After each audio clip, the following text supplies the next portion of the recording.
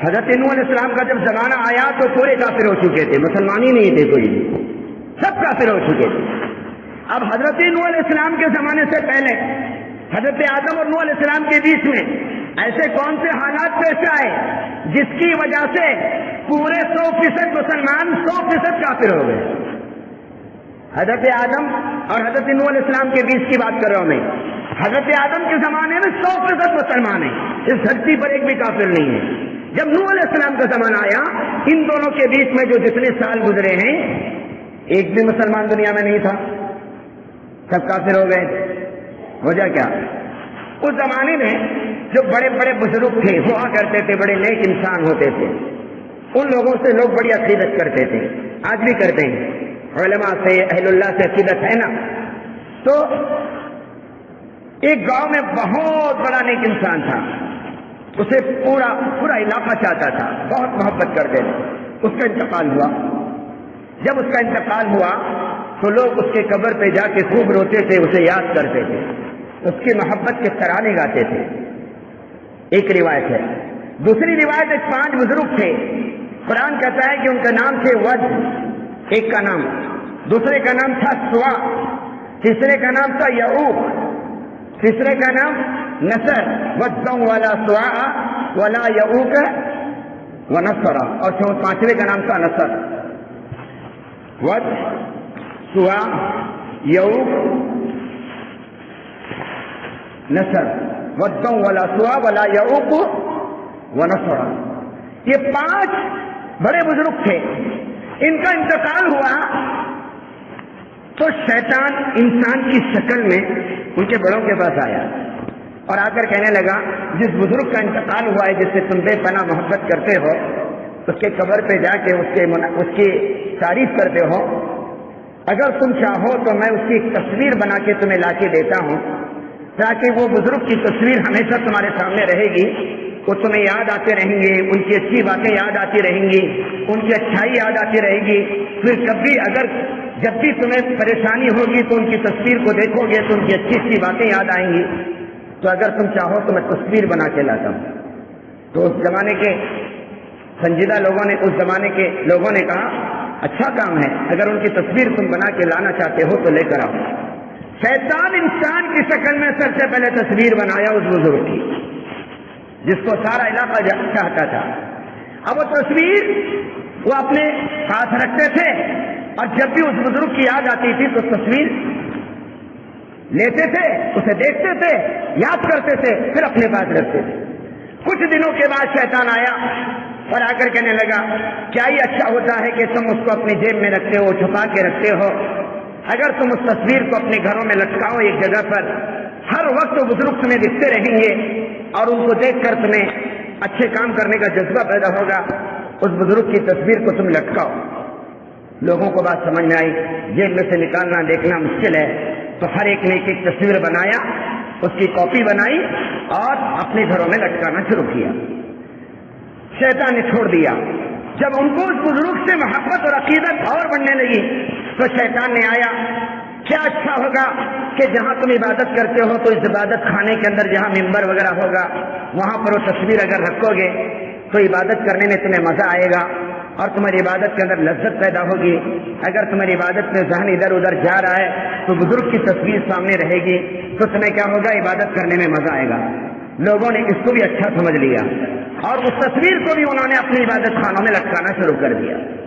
اب یہ ہے بت پرستی کی شروعات۔ شیطان نے سب سے پہلے تصویر کا دیوانہ بنایا، تصویر کو جیب میں رکھوایا، اس بعد تصویر گھروں میں لٹکوایا، اس کے بعد مسجدوں میں تصویریں آ گئی اور عبادت خانوں میں تصویریں آ گئی۔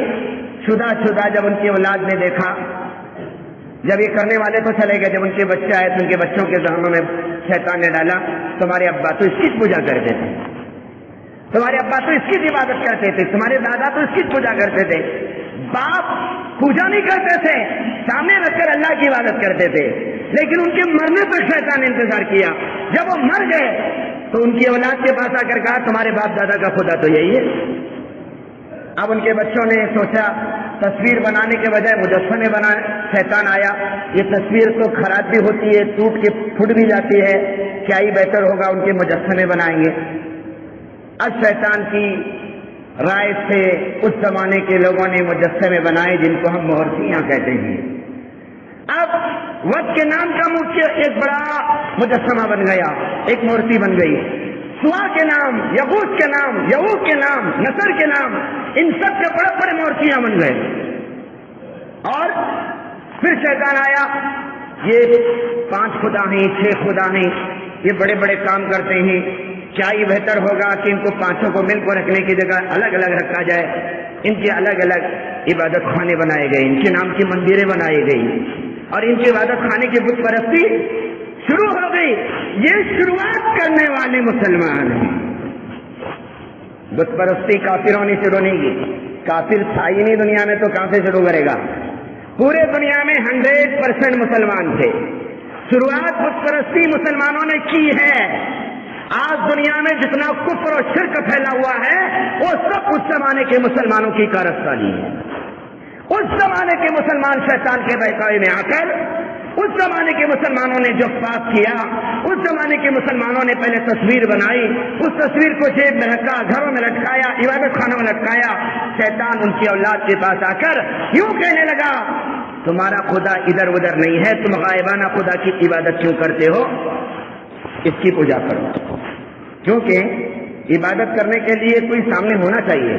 शैतान ऐसा जहन में बांट डाला, अरे तुम अल्लाह की इबादत करते हो, अल्लाह का दिखता है क्या, अल्लाह नजर नहीं आता, और जो चीज नजर नहीं आती उसकी इबादत करना भी बेकार है, नौजुबिल्लाह। जो चीज दिखती है उसकी इबादत करो ना। जैसे एक इंग्लिश पढ़ाने वाले टीचर ने बच्चों का इम्तिहान लेने के लिए कुछ तस्वीरें बताई और कुछ ईसाइयों की तस्वीरें बताई और कहा कि तस्वीरें हिंदुओं के खुदा हैं, ये नजर आती है, इसके लिए हिंदू लोग इनकी पूजा करते हो। ये ईसाइयों के गॉड हैं, ये नजर आती है, इसके लिए ईसाई इनकी पूजा करते हो।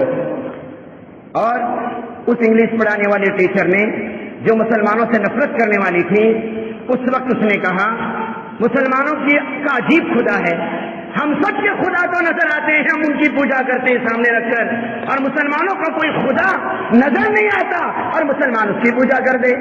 ये कैसे हो सकता है। बच्चों से उसने सवाल किया, बोलो भाई, जो चीज दिखती है वो है, जो चीज नहीं दिखती वो नहीं है। तो हमारे सबके खुदा दिखते हैं तो मौजूद हैं, और मुसलमानों का खुदा दिखता नहीं तो मौजूद नहीं है। एक मुसलमान बच्चा था, मजबूत ईमान वाला था, शायद उसके माँ बाप ने उसकी अच्छी तरबियत की थी। उसने कहा, टीचर मेरा एक सवाल है। तो उसने कहा, बोल। कहा कि टीचर आपका दिमाग है। टीचर ने कहा है। टीचर बताओ कहाँ है। टीचर ने कहा वो नहीं दिखता। उसने कहा, टीचर अभी आपने कहा है कि जो चीज दिखता है वो चीज है, जो चीज नहीं दिखती वो नहीं है, तो फिर आपका दिमाग नजर नहीं आ रहा, तो आप पागल हैं, आपको दिमाग नहीं है, आप पागल हैं, आपको दिमाग नहीं है। टीचर हक्का बक्का हो गई। बच्चे ने दलील से साबित करके बताया। क्या कहा, आप खुद कह रही हो जो चीज दिखती है वो है, जो चीज दिखती नहीं वो नहीं है, तो तुम सब के खुदा दिखते हैं तो है, और हमारा खुदा दिखता नहीं वो नहीं है, तो आपको दिमाग है, दिखाओ, नहीं दिखा सकती, तो आपको दिमाग नहीं है। और एक बेवकूफ टीचर की बात मैं कैसे मानूं, एक बेवकूफ टीचर की बात मैं कैसे मानूं। आपको अक्ल नहीं है टीचर, क्योंकि आपका दिमाग दिख नहीं पा रहा। ऐसे मुसलमान होंगे ना, बातिल की जबानें जो चलती हैं उनकी जबान बंद हो सकती है। शर्त है कि मुसलमान को मुसलमान होना चाहिए। जब मुसलमान हकीकी मानों में मुसलमान होगा, ये बुत परस्ती के खात्मा मुसलमान कर पाएगा। लेकिन बुत परस्ती का खात्मा मैं और आप क्या करें, हमने तो बुत परस्ती शुरू कर दी है। रात तो मिलाद के नाम पर अल्लाहु अकबर अल्लाहु अकबर, जैसे ये गणपतियों के पिंडाल लगते हैं और ये 11 दिन तक पिंडाल में गणपति बैठ जाती है।